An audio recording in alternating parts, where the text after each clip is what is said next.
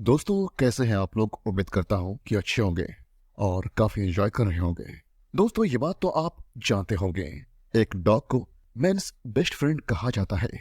और ये बहुत ही कॉमन फ्रेज है जो लोग अक्सर डॉग्स को लेकर यूज करते हैं और उसे डिस्क्राइब करने के लिए इस्तेमाल करते हैं, क्योंकि कुत्तों को हमेशा से ही लॉयल, फ्रेंडली और प्रोटेक्टिव जैसे बिहेवियर्स के लिए जाना जाता है। हाल ही में अमेरिका के व्योमिंग में हुए एक घटना ने एक बार फिर साबित कर दिया कि डॉग्स को इंसान का सबसे अच्छा दोस्त क्यों कहा जाता है। 6 नवंबर 2022 को डेकाटॉन जॉर्जिया में जब यह घटना घटी, तब कैस्पर नाम का एक ग्रेट पायरेनिस ब्रीड का डॉग, जिसकी उम्र 20 मंथ और वजन 85 पाउंड का था। असल में कैस्पर एक गार्ड डॉग था। कैस्पर ने 11 कोयोट्स के साथ ब्रेवली फाइट की, जिसमें से उसने 8 को मार डाला और बाकी बचे हुए 3 का पीछा किया। कोयोट नॉर्थ अमेरिका के नेटिव स्पीसीज हैं, जो असल में दिखते तो वुल्फ की तरह हैं, लेकिन उनसे छोटे होते हैं और वजन भी उनका कम होता है। ये अपने करीबी रिश्तेदार ग्रे वुल्फ की तरह ही दिखते हैं। मिस्टर जॉन वीरवाइलर कैस्पर के मालिक एक बिजनेस चलाते हैं, जहां वे अटलांटा मेट्रो एरिया के आसपास ज्यादातर अर्बन सेटिंग में अनवांटेड वेजिटेशन को काटने के लिए भेड़ के झुंड का इस्तेमाल करते हैं। उन्होंने भेड़ों की सुरक्षा के लिए फेंसेस लगा रखे हैं और बाहर से उन्हें गार्ड करने के लिए उनके पास कई गार्ड डॉग्स भी हैं, क्योंकि अक्सर उन इलाकों में कोयोट्स और वुल्फ्स मवेशियों पर हमला करते हैं और उन्हें ले जाते हैं, जिससे फार्मर्स को अक्सर नुकसान का सामना करना पड़ता है। मिस्टर वीरविलर ने कहा कि एक रात वे सो रहे थे, तभी अचानक भौंकने की आवाज सुनकर वे जाग गए और जब वे बाहर गए तो उन्होंने अपने आंखों से जो देखा उस पर उन्हें यकीन नहीं हो रहा था।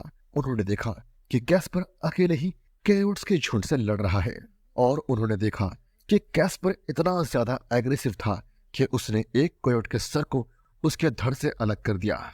जब उन्होंने आसपास देखा तो उसके बाकी 5 गार्ड डॉग्स भेड़ों की रक्षा कर रहे थे और कैस्पर अकेले ही घुसपैठियों से लड़ाई कर रहा था। कैस्पर के अपने मालिक के प्रति निष्ठा पर कभी सवाल नहीं उठाया गया, लेकिन उसने अपने जान पर खेलकर जो काम किया वह बिल्कुल काबिले तारीफ थी। हालांकि उस समय कैस्पर की गर्लफ्रेंड डेजी प्रेग्नेंट थी, इसलिए उसने कैस्पर की हाथ नहीं बढ़ाई और पीछे रहकर भेड़ों की रक्षा कर रही थी। इसके बाद कैस्पर ने कोयोट्स को मारने के लिए उसके झुंड में घुस गया और काफी देर लड़ाई की और उनमें से 8 को मार दिया और जो बाकी 3 थे उनका पीछा करते हुए घने जंगल में चला गया, लेकिन वह तुरंत घर वापस नहीं आया।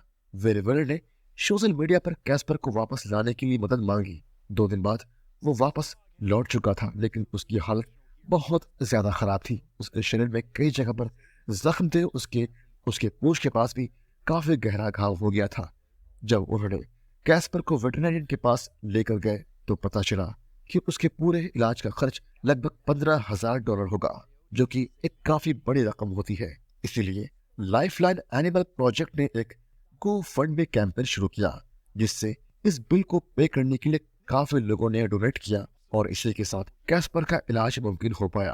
कुछ हफ्ते पहले हुए इस इनकाउंटर के बाद से सुधार की एक लंबी राह पर कैस्पर रहा, लेकिन मिस्टर वीरविलर के फेसबुक पोस्ट के अनुसार कैस्पर ने कभी हार नहीं मानी और वो हमेशा इस पूरे ट्रीटमेंट के दौरान उत्साह से भरा रहा। दोस्तों, गार्ड डॉग्स की भी अपनी लिमिट्स होती है, ये बात हम जानते हैं, पर व्योमिंग में लाइव स्टॉक पर हमला बहुत आम है और कैस्पर ने जो बहादुरी दिखाई वह वास्तव में सराहनीय थी। ऐसी बहादुरी दिखाने के लिए कैस्पर जरूरी प्राइज का हकदार है। कैस्पर ने अमेरिकन फार्म ब्यूरो के फार्म डॉग ऑफ ईयर और पीपल चॉइस पप पुरस्कार जीता। सूत्रों के अनुसार इस कंपटीशन में लगभग 1 लाख लोगों ने कैस्पर को वोट दिया और उसे विनर बनाया। दोस्तों, कैस्पर के साथ साथ दुनिया में कई ऐसे डॉग्स हैं जिन्होंने साबित किया है कि वे इंसानों के प्रति काफी ज्यादा लॉयल हैं और अपने बेस्ट फ्रेंड को बचाने के लिए वे किसी भी हद तक जा सकते हैं।